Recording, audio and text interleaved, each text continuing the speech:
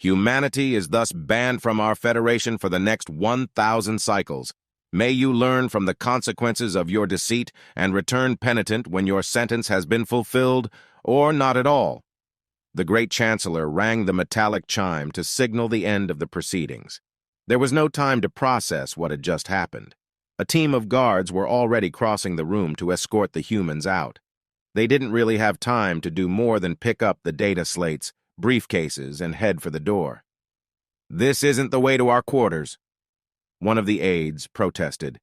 "This is the way to the docking area. Your quarters will be cleared, and everything will be sent to you. You are to be confined to your ship until cleared for departure. There should be plenty of time for your belongings to be boxed up. You do not have priority clearance. They will get to you eventually." No one felt like talking, especially with an unfriendly audience to whatever would be said. It was only after the airlock cycled, and they were free of alien observation, that any of them felt they could speak freely. "Well, that went to CR*P in a hurry." No longer Ambassador Paul stated the obvious. "I didn't expect their lie detector. How did they even come up with something that works across species like that?" It may have been a rhetorical question, but Andrea pressed her lips together tightly and thought before answering. "Conflict is nothing new on any world, and veracity or deception is part of that. Even in the animal kingdom, camouflage may be considered a form of lying. So, they had motivation. They have had literally millions of years and multiple sentients to work with to develop something like this. They took the time to calibrate it to us. We just didn't realize what was happening until it was too late, to think we lied because we wanted them to consider us more credible. Would it have even worked if we told them the truth?" Everyone looked at each other.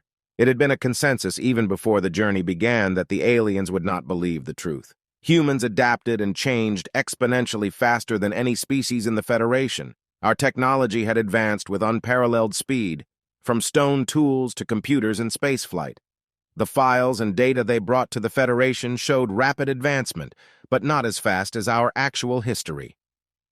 "With the lie detector to prove we were not being deliberately dishonest," Andrea answered, "it would be easier for them to believe there was a problem with the lie detector." Paul sighed, resigned. "We slowed our official rate of development on paper, but it was still too far outside of their norms to be credible. Over 1,000 years before we can appeal to enter the Federation."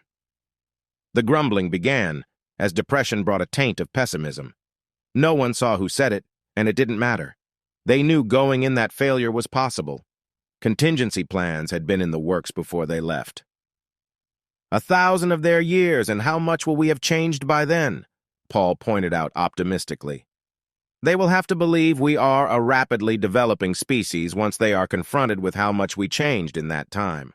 The past few years have shown us much we didn't know was possible.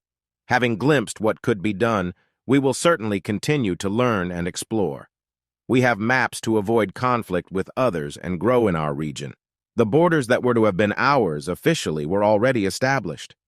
But will they, all of them, honor our territory? For a while at least, not forever. We have been branded as liars before the galaxy. We have no allies, no formal treaty or trade agreements. We will be seen as weak. We may be too far out of the way to be a convenient target, but that will not protect us forever." "What will we do?" someone asked hopelessly. "Adapt and survive. It is what we are best at after all." Paul Verdia spoke with firm confidence. Over the next few years, the plans drawn up for vastly expanded research and development were implemented, then expanded. Prizes were announced and awarded. Smuggling routes were set up, and alien technology was reverse engineered. Several language teams were set up. Each had multiple alien translators and databases. AI cross-referenced the available terminology between alien languages and human languages. It looked, not for equivalence, but for places where we had no equivalent. There was something new to learn. Definitions and cross-translation between different languages were explored, and experiments were designed to confirm our growing understanding. Many educational texts from different civilizations were translated and cross-referenced. Alien dictionaries dug out of translation software cross-referenced concepts between various races, especially industry-specific and scientific terms.